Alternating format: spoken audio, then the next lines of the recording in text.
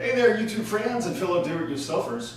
I received a lot of questions in regard to how the Giani Countertop paint that my wife and I used over a year and a half ago to do our kitchen counters and 2 bathroom counters has held up. So I'm doing a short video today to let everybody see for themselves what the countertops look like.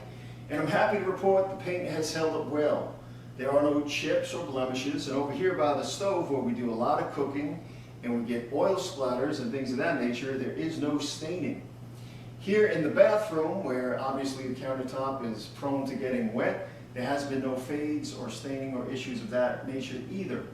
Now I should say, when we're cooking and we put hot things on the counter, we do use pot holders, so we never put anything directly on the counter that's hot. You wouldn't do that anyway.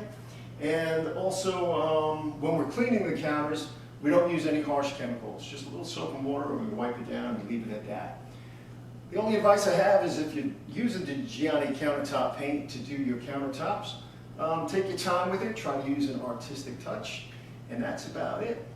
If you take on the project, good luck with it, and as always, please subscribe. I'll catch you next time.